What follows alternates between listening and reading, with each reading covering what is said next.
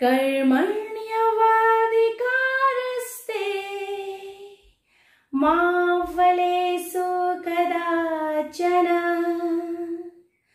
मा कर्मफलहेतुर्भूः मा ते संगस्तु कर्मणि कर्मण्यवाधिकारस्ते मा फलेषु कदाचन मा कर्मफलहेतुर्भूः मा ते संगस्तु कर्मणि कर्मण्यवाधिकारस्ते मा फलेषु कदाचन मा कर्मफलहेतुर्भूः मा ते संगस्तु कर्मणि। हरे कृष्ण। यहाँहरु सबैजनालाई धेरै धेरै स्वागत गर्न चाहन्छु र आज मैले तपाईलाई एउटा श्लोक भगवत गीताको एउटा श्लोक सुनाउन गइरहेको छु र यो श्लोक चाहिँ भक्तिवेदान्त स्वामी श्रील प्रभुपादले भागवत गीता यथारूप नामक यस पुस्तकमा दिनुभएको छ र यो एउटा शब्दले हाम्रो जीवनमा कति महत्त्व बोकेको छ, यो एउटा शब्दले हाम्रो जीवनलाई कति हदसम्म परिवर्तन गरिदिन सक्छ। यो पूर्ण नेपाली पुस्तक रहेको छ यो भगवत गीता। यो कुनै पनि धर्म, कुनै पनि सम्प्रदाय, कुनै पनि व्यक्ति विशेष छैन। यो मुस्लिम, ईसाई, तपाईको क्रिश्चियन अथवा कसले को जात पात कसैलाई पनि छोएको छैन। भगवत गीता एउटा यस्तो मोटिभेशनल बुक हो, यस्तो मोटिभेशनल ज्ञानको भण्डार हो जसले हामीलाई लड्न लाग्दा उठाइदिन्छ, मर्न लाग्दा जगाइदिन्छ, जीवनको अर्थ बुझाइदिन्छ, शोक व्यथा यी सबैबाट मुक्त गराइदिन्छ। र भगवत गीताको एउटा श्लोक अध्याय 2 श्लोक संख्या 47 रहेको छ। कर्मण्यवाधिकारस्ते मा फलेषु कदाचन मा कर्मफलहेतुर्भूः मा ते संगस्तु कर्मणि। यसको अर्थ पहिला यो शब्द अर्थ दिनुभएको छ श्रील प्रभुपादले यस किताबमा। कर्मणि कर्तव्य कर्ममा एव निश्चय नै अधिकार अधिकार ते तिम्रो मा छैन फलेषु फलमा कदाचन कहिले पनि मा छैन कर्मफल कर्मको फलमा हेतु कारण भू हो मा होइन ते तिम्रो संग आसक्ति अस्तु हुनु पर्दछ अकर्मणि निर्धारित कर्म नगर्नमा। अब यसको शब्दार्थ हामी जान्दछौं, नेपाली अनुवाद। अब तिमीलाई आफ्नो निर्धारित कर्म गर्ने मात्र अधिकार छ।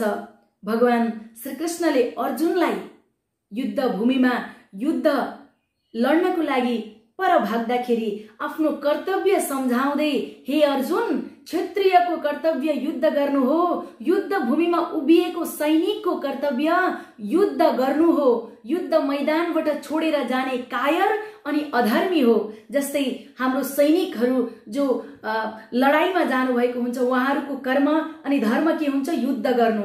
युद्ध छोडेर जो भाग्छ त्यो अधर्मी हो, धर्मको विरुद्धमा छ। यसरी नै भगवान श्रीकृष्णले अर्जुनलाई सम्झाउनुहुन्छ।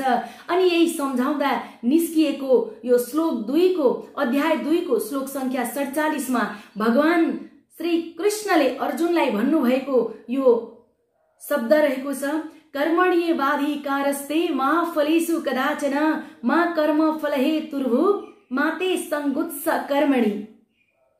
तिमीलाई आफ्नो निर्धारित कर्म गर्ने मात्र अधिकार छ, तर कर्मको फल पाउने नपाउने कुरा तिम्रो अधीनमा छैन।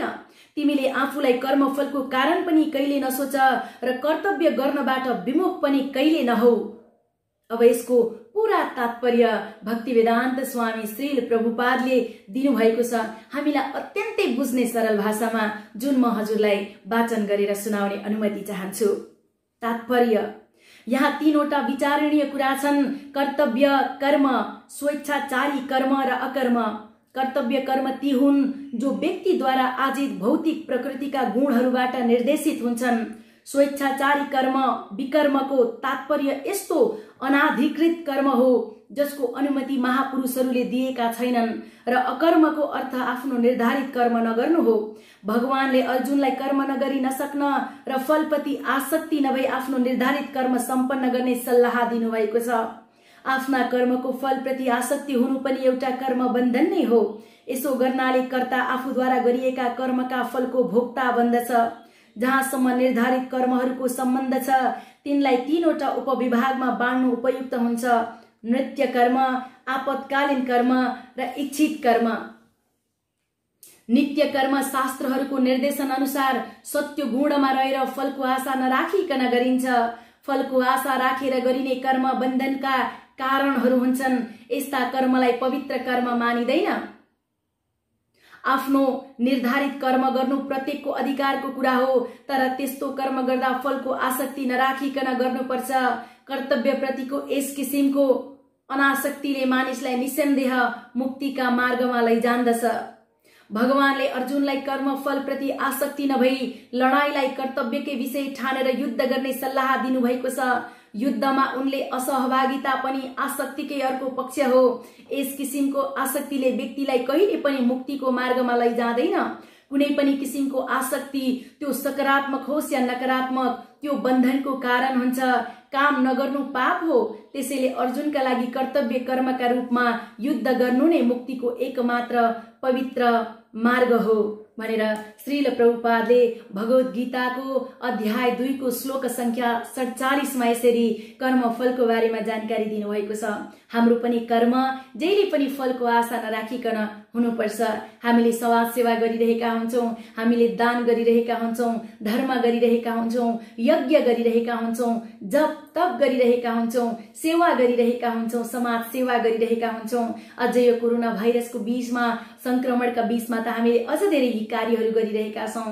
तर यदि कसैले पनि मैले कर्म गरिरहेको छु, मैले सेवा गरिरहेको छु, अब मेरो फेसबुकमा स्टाटस आउँछ, मेरो फेसबुकमा तस्बिर आउँछ, मेरो नाम आउँछ, मैले आज कसैलाई सहयोग गरेको छु, भोलि त्यसले मलाई सहयोग गर्छ भनेर यदि कसैले यो सेवा गर्दछ भने यसको कुनै पनि फल छैन भनिन्छ शास्त्रमा।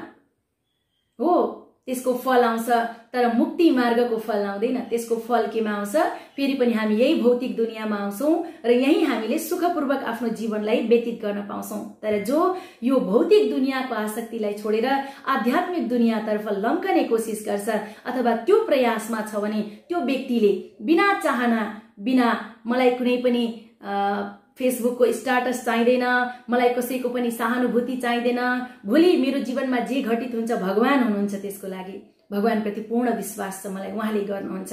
मलाई कसैले गर्छ कि भनेर मैले यो आज मैले गरे भोलि उसले मलाई गर्छ कि भनेर मैले यो कुनै पनि सेवा गरिरहेको छैन। मैले केवल भगवानको चाहिँ मेरो आफ्नो कर्तव्य ठानेर मात्र मैले सेवा गरिरहेको छु। कसैलाई मैले गाह्रो पर्छ सेवा गर्छु, मैले कुनै पनि आसक्तिको फलको आशा गरेको छैन भने त्योबाट मलाई पुण्य फल प्राप्त हुन्छ भन्नुभएको छ भागवत गीतामा। र हामीलाई एकदमै राम्रोसँगले भक्ति वेदान्त श्रीमद् ऐशी भक्ति वेदान्त स्वामी प्रभुपादले चाहिँ हामीलाई यसरी उल्था गरिदिनु भएको छ। पूर्ण नेपाली अनुवाद रहेको छ यो। यहाँ मसँग लिनु पर्दैन, हजुरले हजुरको घर छेउछाउमा भगवत गीता पाइन्छ, त्यहाँ इस्कनको सेन्टरहरूमा हजुरले लिन सक्नुहुन्छ। विशेष गरेर यो हजुरलाई 350 देखि 400 रुपियाँको बीचमा कति पर्छ ठ्याक्कै है। र यहाँ चाहिँ एकदमै मजाले चाहिँ भगवानले श्री कृष्णले अर्जुनलाई सम्झाउनु भएको छ अनि श्री कृष्णले अर्जुनलाई सम्झाउनु भएको कुरालाई भक्ति वेदान्त स्वामी श्रील प्रभुपादले हामीलाई यसरी नेपालीमा पूर्ण अनुवाद सहित तात्पर्य दिनुभएको छ, बुझाइदिनु भएको छ। र यो एउटा मात्रै कुराले हाम्रो जीवनमा अथाह परिवर्तन गरिदिन सक्छ। बाटोमा चाहिँ दुईटा ढुङ्गा रहेछन्।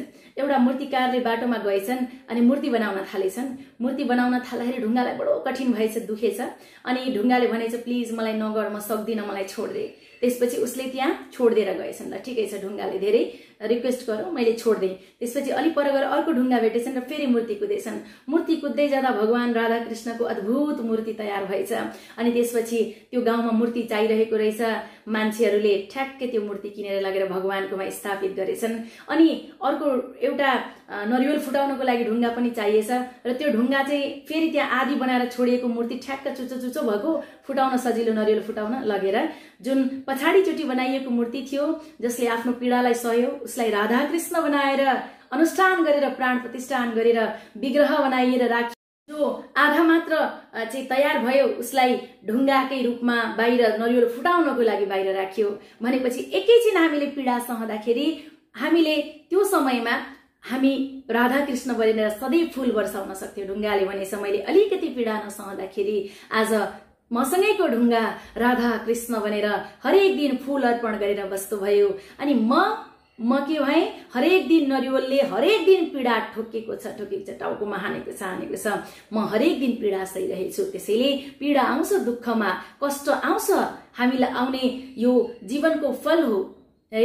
दुःख पीडा जरा मृत्यु व्याधि यसमै छ सबै कुरा सम्पूर्ण कुरा लेखिएको छ। हाम्रो जीवनमा आइरहने कुराहरू हुने र यिनलाई हामीले सहज स्वीकार गर्नुपर्छ र आजको दुःखलाई सहँदा भोलिको दिनमा सुख अवश्य पनि आउँछ।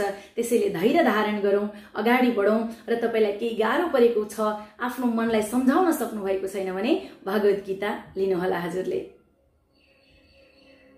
र अध्ययन गर्नुहोस्। यसले तपाईको जीवनमा आमूल परिवर्तन गरिदिन्छ।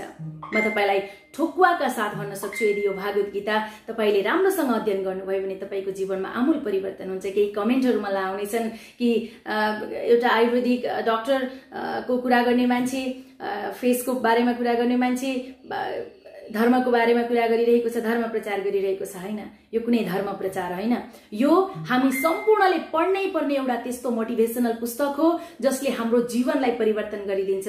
आज रोइरहेकाको आँखामा खुशी अनि आध्यात्मिक चेतना विस्तार गरिदिन्छ।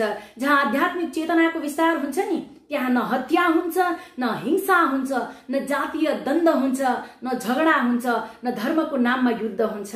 त्यसैले हामी सबै धर्म, यो धर्म त्यो धर्म भन्दा पनि आफ्नो स्वधर्ममा रमाऊ, राष्ट्रलाई माया गरौं र यहाँहरूले भगवत गीता यथारूप लिन सक्नुहुन्छ। र हजुरले कमेन्टमा जति धेरै हरे कृष्ण लेख्नुहुन्छ तपाईको यस हरे कृष्ण अनि यस भनेर लेख्नुभयो भने तपाईलाई म घर बसी बसी भोलिदेखि भगवत गीताको एउटा श्लोकको जानकारी गराउने छु र एउटा श्लोकको अध्ययन गराउने छु। यहाँ भगवानले भन्नुभएका कुराहरू म तपाईलाई सुनाउने छु जसलाई श्री ऐसी भक्तिवेदान्त स्वामी श्री प्रभुपादले तात्पर्य यति मजाले दिनुभएको छ, राम्रोसँग बुझ्नुहुनेछ। घर बसी बसी हजुर भगवत गीताको अध्ययन गर्न चाहनुहुन्छ भने तपाईले हरे कृष्ण अनि यस भनेर लेख्नुहोला र तपाईको इच्छा भएन भने म तपाईलाई जबरजस्ती गरेर यो भगवत गीता सुनाउँदिन, किनकि भगवानले स्वयं यही जो इच्छा गर्दैन उसलाई नसुनाउ भन्नुभएको छ। खैर, मैले आज तपाईलाई एउटा अध्याय 2 भगवत गीताको अध्याय 2 श्लोक संख्या 47 को कर्मण्यवाधिकारस्ते मा फलेषु कदाचन मा कर्मण फले हेतुर्वा मा ते संस्तु अकर्मणि यो श्लोकको पूर्ण अर्थ बताएको छु। कस्तो लाग्यो कमेन्ट गर्नुहोला। आफ्नो ख्याल गर्नुहोस्। Stay home, stay safe. हरे कृष्ण।